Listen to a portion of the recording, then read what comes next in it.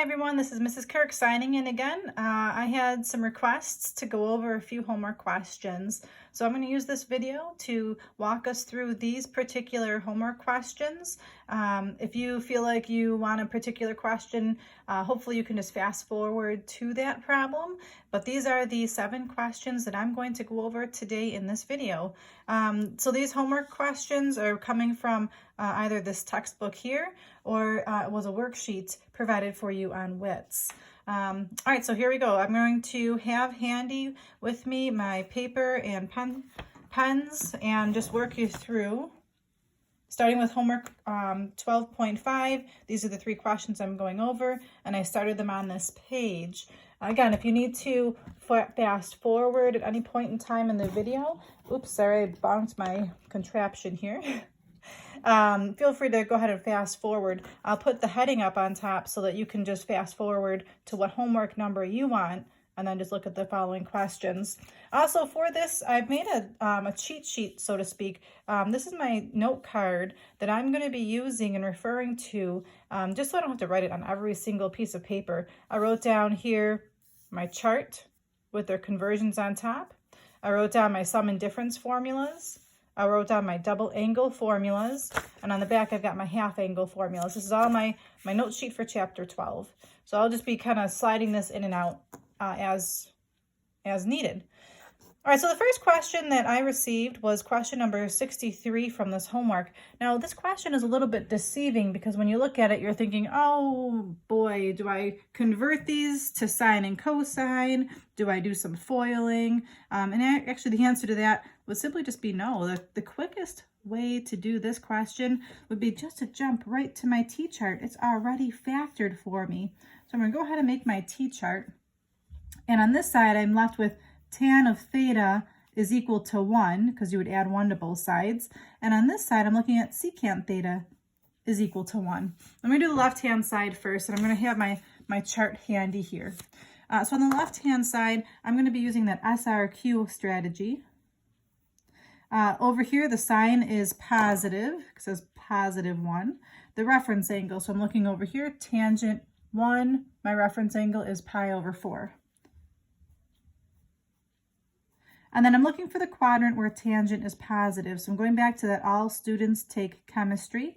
Tangent is positive in quadrant 1 and quadrant 3. And again, because this is a tutorial, I'm going to walk you through the steps slowly here. I'm going to draw an angle in quadrant 1. The reference angle is pi over 4. And theta measure in quadrant 1 is just whatever that reference angle is. So my theta measure is pi over 4 for my first answer. And then I need an angle in quadrant 3 as well. So I'm going to go ahead and draw an angle in quadrant 3. My reference angle is pi over 4. Again, the theta measure is from the x-axis all the way around. So I'm looking at a value of pi plus pi over 4. Let's see, pi plus pi over 4 would be 5 pi over 4. So those are my 2 answers on the left-hand side. Now the right-hand side's a little more challenging. Here we got secant. So I'm going back to my knowledge of trigonometry. Secant is really the reciprocal of something. Secant is the reciprocal of cosine. So this is really the same thing as cosine theta equals, and you take the reciprocal of this number. So again, these are my tutorial here. So I'm taking the reciprocal of 1. The reciprocal of 1 is just 1, so there's really nothing happening there. So again, when you see cosine theta equals 1, that's nowhere on this chart. However, it is on our friend, the unit circle. So when you see values, remember if you see values like plus or minus 1 or 0, think about using the unit circle. Okay, so how do I utilize the unit circle? I'm looking for where cosine is equal to 1. If you remember, cosine is an x value. So I'm looking for where is x equal to 1. Let's see, this is the coordinate 1, 0, and there's my x value of 1. So on this side, my theta measure is just 0. Now, some of you are thinking, well, why can't it be 2 pi as well? Because remember, this is 0, this is pi over 2, pi, 3 pi over 2, and it loops back around to 2 pi. Well, the answer could be 2 pi. However, the directions in the book specifically state to find the answers between 0 and 2 pi non-inclusive.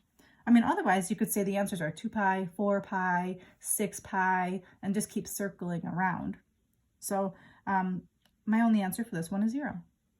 So hopefully that helped you out with question number 63. That question was just, it's already factored for me. So all I did was I made a T-chart and went from there.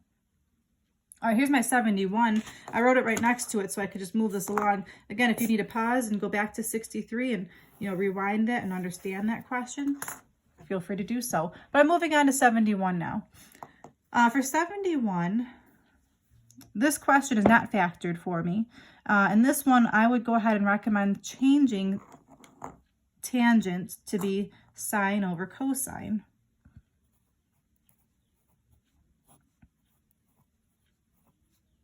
The right-hand side, I'm going to leave the way it is. So I started out by just taking this tangent and I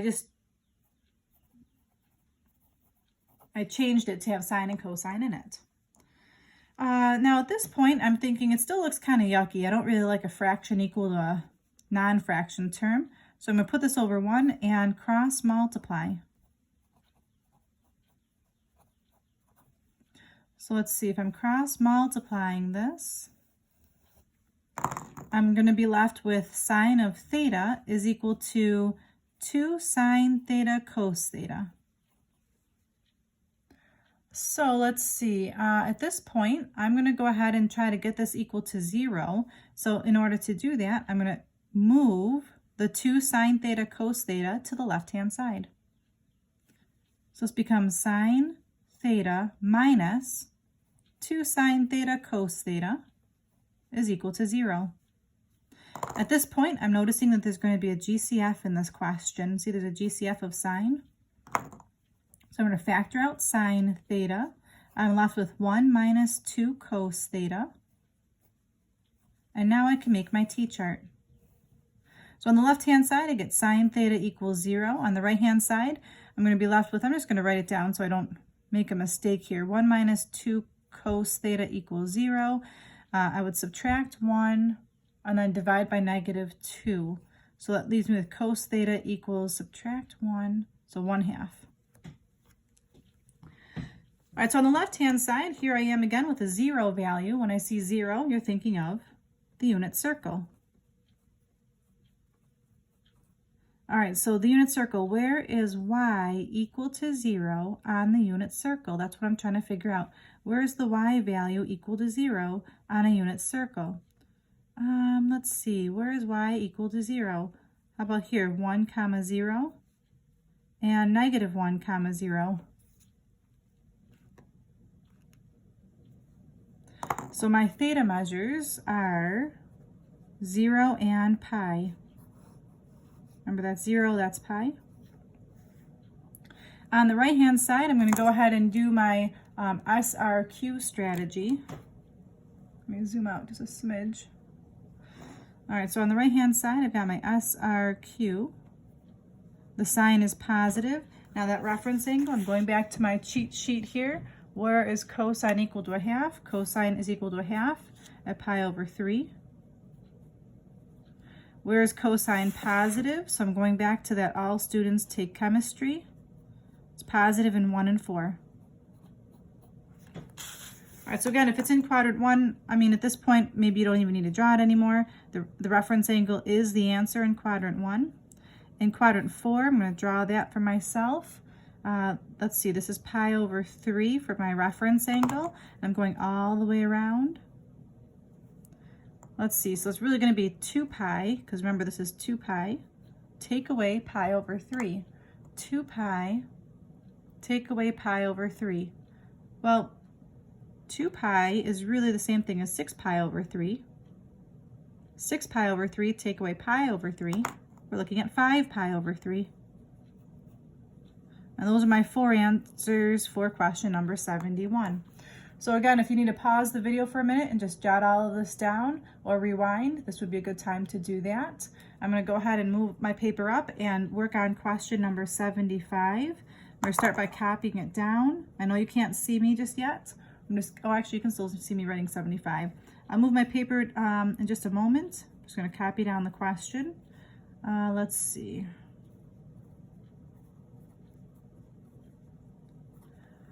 All right, so I'm going to slide my paper here. So I don't have much space on my dining room table that I'm working, but here we go.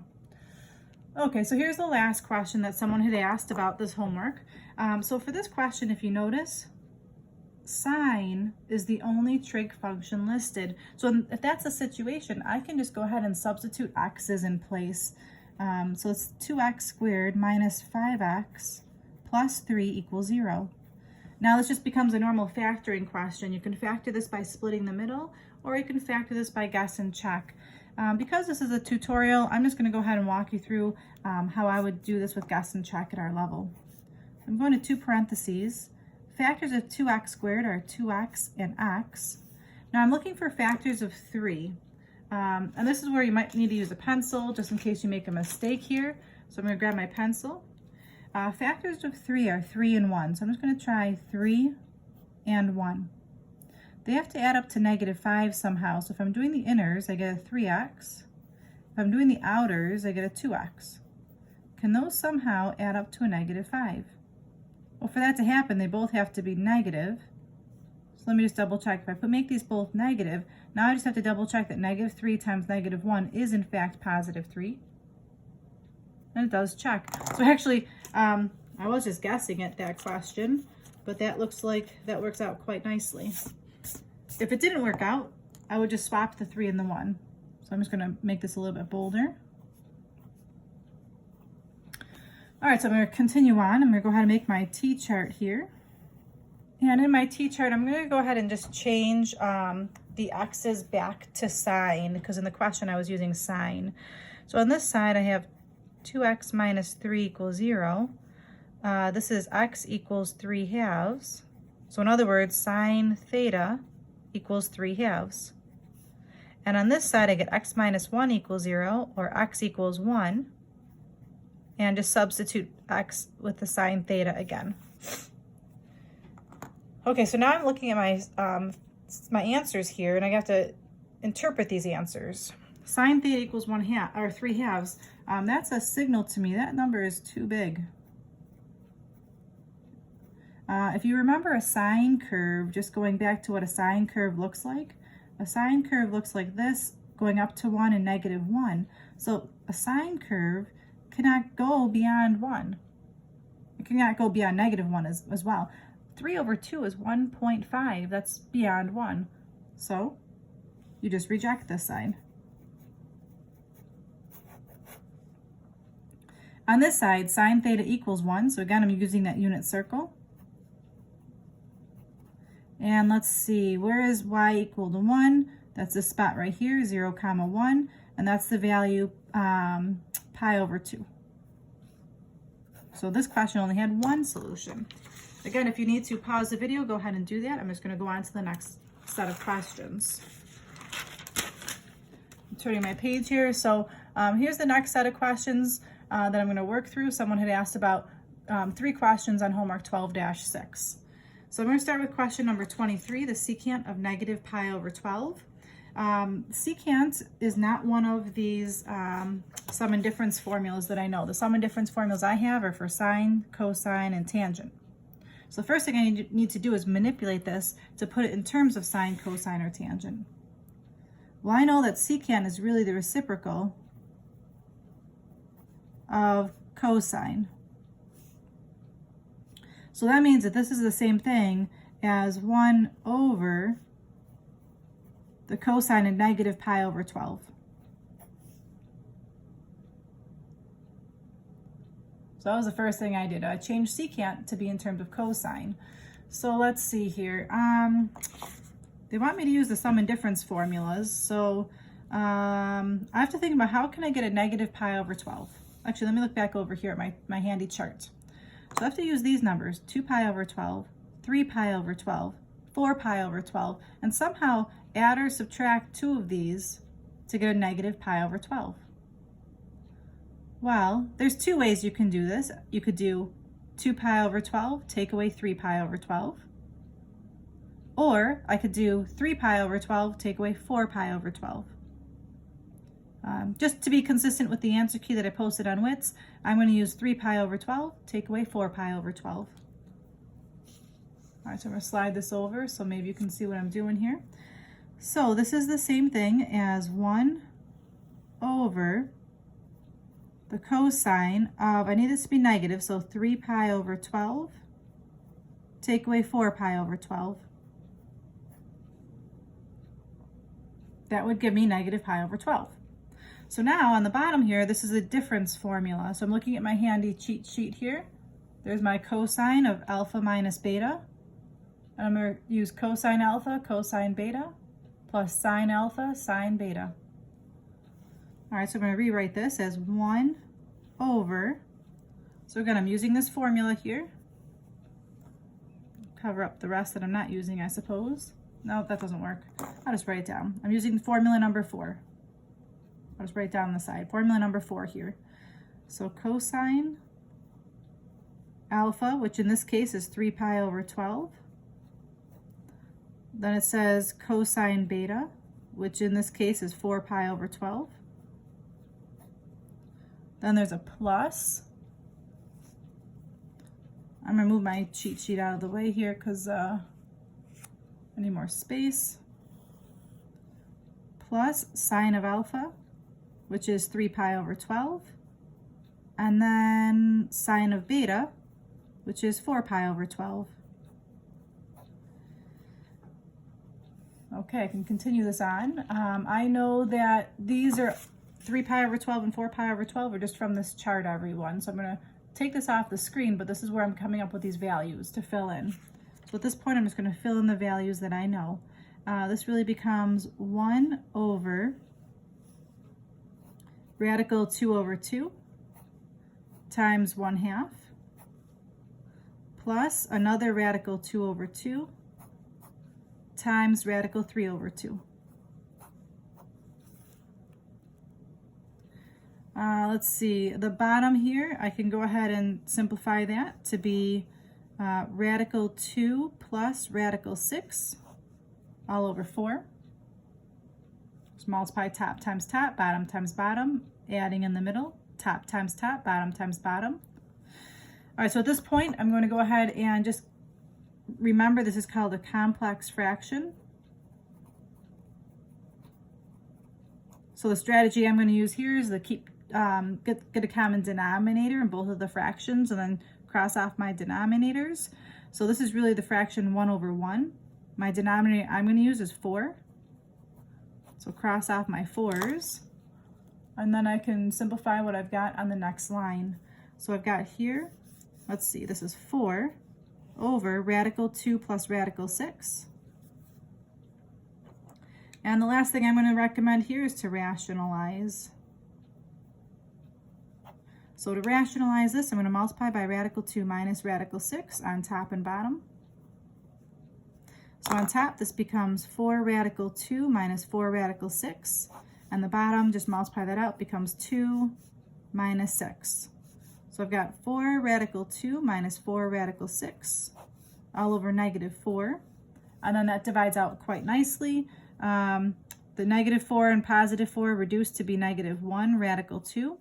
The negative 4 and negative 4 divide out to be plus 1 radical 6. So hopefully that helped you out with question number 23 from that homework assignment. I'm going to go ahead and maybe I'll just show this all in one shot here so you can pause the video and copy down anything you need to. And then I'm going to slide this and go ahead and write down the next question. So pause the video, write down what you need to. And while you're pausing the video, I'm going to copy down this next question. Number 27 is the next one someone asked about.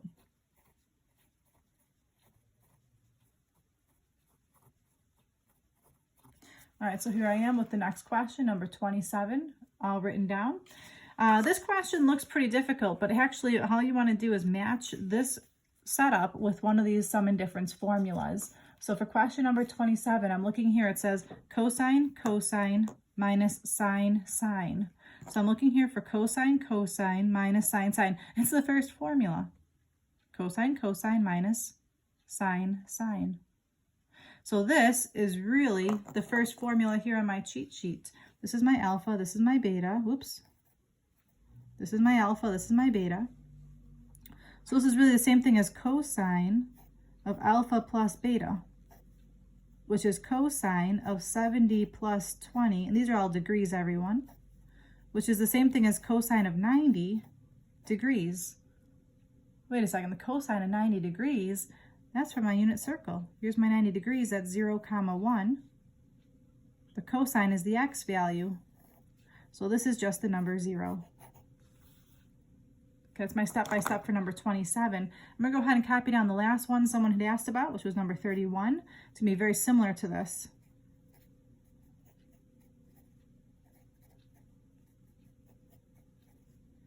So hopefully after you've tried question number 27, maybe this will make a little more sense. All I'm doing is I'm matching what formula this matches with. I've got sine, cosine, minus cosine, sine. Let's see, sine, cosine, minus cosine, sine. That's going to be my fifth formula here, the sine of alpha minus beta. So I'm going to copy that down. This is really the same thing as the formula sine of alpha minus beta. So this is sine of pi over 12 minus 7 pi over 12. All right, this one's a little more challenging, I believe.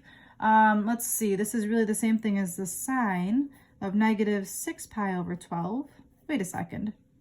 That works out really nicely. That reduces. That's the sine of negative pi over 2. Negative pi over 2 is from that unit circle again. Negative pi over 2 is this way. What is that? 0, negative 1. And sine is the y value. So the answer to this is just the number negative 1. Okay, those are all the tutorials for this particular homework. I'm going to go ahead and show question 27 and 31 for a moment. If you want to pause the video and copy any of that down, go ahead and do so. I'm going to flip the page now and do my last tutorial for this particular video. So the last question someone had asked about was question number 11 from homework 12.8. So I'm going to go over question number 11. All right, the first thing I notice here is I've got a double angle. If you see a double angle, you want to try to go ahead and use the formulas to substitute. So I'm going to go ahead and look at my formula sheet here. My double angle for sine 2 theta, there's only one choice. 2 sine theta cos theta. So the first thing I'm going to do is I'm going to rewrite this question. I'm going to plug in my double angle.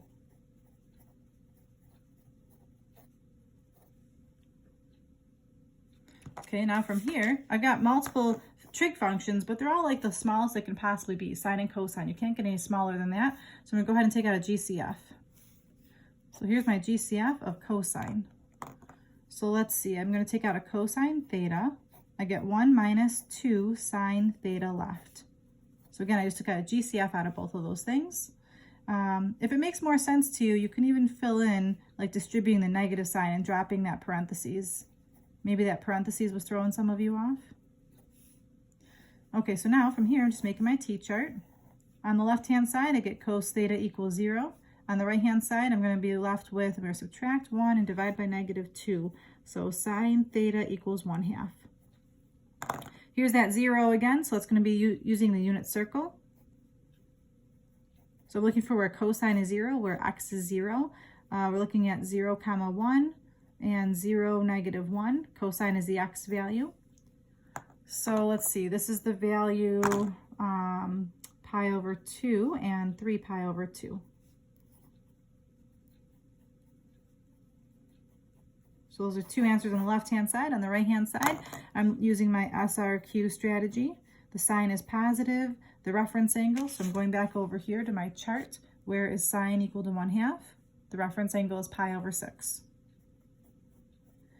For the quadrant, I'm looking for where sine is positive. So all students take chemistry. That's quadrants 1 and 2. Again, if it's in quadrant 1, there's really no reason to draw it. The reference angle is just the angle. But in quadrant 2, I'll just draw a quick sketch here. The reference angle is pi over 6, and we're looking for theta. Theta is from the x-axis to that reference angle. So we've got pi, take away pi over 6. That's going to leave me with 5 pi over 6. And those are my answers to question number 11. Oh, oops, I just noticed that on my answer key, it does say to leave them in terms of degrees to the nearest hundredth. So I apologize here. This is really 180 divided by 2 is 90 degrees. This is 270 degrees. Pi over 6 is the same thing as 180 divided by 6, so that's 30 degrees. And then if that's 30 degrees here, 180 minus 30 is 150 degrees. Sorry about that. So I was able to do that without a calculator. I used my pictures as a guide here. This was 30 degrees. So I know 180 take away 30 is 150. All right, everybody, thank you so much for tuning in. For any of you who did find this helpful, please, maybe like this video and send me a Wits mail if you thought this was useful. All right, thank you, everybody. Have a great day.